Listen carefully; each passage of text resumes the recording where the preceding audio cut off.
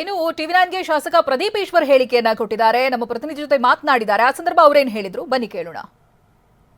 ಮಾತುಕತೆ ಜೊತೆ ಶಾಸಕ ಪ್ರದೀಪ್ ಈಶ್ವರ್ ಇದ್ರೆ ಮಾತಾಡ್ತೇನೆ. ಸರ್, ಈಗ ಸಿಎಂಗೆ ಭೇಟಿ ಮಾಡಿ ಮನವಿಯನ್ನು ಕೂಡ ಕೊಟ್ಟಿದ್ದಾರೆ, ಸಭೆ ಕೂಡ ಆಯ್ತು, ಏನೆಲ್ಲ ಚರ್ಚೆ ಆಯಿತು ಅಂತ?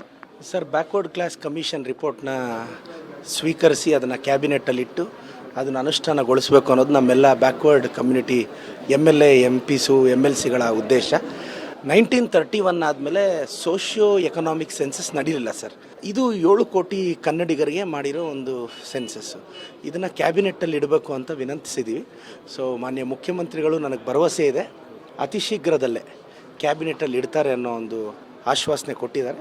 ನಾನು ಒಂದು ಬ್ಯಾಕ್ವರ್ಡ್ ಕಮ್ಯುನಿಟಿ ಬಲಿಜ ಸಮುದಾಯದ ಹುಡುಗ. ಸೊ ವೈಯಕ್ತಿಕವಾಗಿ ನಾನು ಮಾನ್ಯ ಮುಖ್ಯಮಂತ್ರಿಗಳಿಗೆ ಮನವಿ ಸಲ್ಲಿಸಿದ್ದೀನಿ.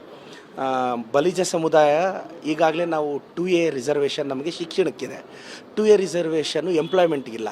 ಸೊ ನಾನು ಮಾನ್ಯ ಮುಖ್ಯಮಂತ್ರಿಗಳನ್ನ ಸಭೆಯಲ್ಲಿ ವಿನಂತಿಸಿದೆ, ದಯವಿಟ್ಟು ನಮ್ಮ ಬಲಿಜ ಸಮುದಾಯಕ್ಕೆ ಎಂಪ್ಲಾಯ್ಮೆಂಟಲ್ಲಿ 2A ರಿಸರ್ವೇಷನ್ ಕೊಡಿ ಅಂತ. ಅದಕ್ಕೆ ಸಕಾರಾತ್ಮಕವಾಗಿ ಸ್ಪಂದಿಸಿದ್ದಾರೆ. ಸರ್ಕಾರಕ್ಕೆ ಆಯೋಗನ ವರದಿ ಸಲ್ಲಿಕೆ ಮಾಡಿದೆ, ಆದರೆ ಈಗ ಅದು ಬಿಡುಗಡೆ ಆದಮೇಲೆ ಆಗೋದಕ್ಕಿಂತ ಮುಂಚೆನೇ ಪರ ವಿರೋಧ ಚರ್ಚೆ ಎದ್ದಿದೆ.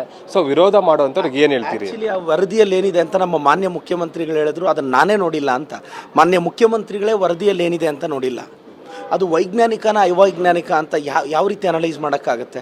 ಸೊ ಅದು ಸಾರ್ವಜನಿಕ ಪಬ್ಲಿಕ್ ಡೊಮೈನ್ಗೆ ಬರಲಿ, ಚರ್ಚೆಗೆ ಒಳಪಡಲಿ, ನಂತರ ಗೊತ್ತಾಗುತ್ತೆ. Thank you sir. ಸರ್, ಮುಂದಿನ ಕ್ಯಾಬಿನೆಟ್ ಚರ್ಚೆ ಆಗ್ತಾ? ಗುರುವಾರ ಕ್ಯಾಬಿನೆಟ್ ಇದೆ.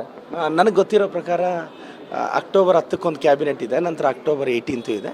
ನೋಡೋಣ, ಅದು ಸರ್ಕಾರಕ್ಕೆ ಬಿಟ್ಟಿದ್ದು sir. Thank you. Camera person Sushil ಜೊತೆ ಅನಿಲ್ ಕಲ್ಕಿರೆ, ಟಿವಿ9 ಬೆಂಗಳೂರು.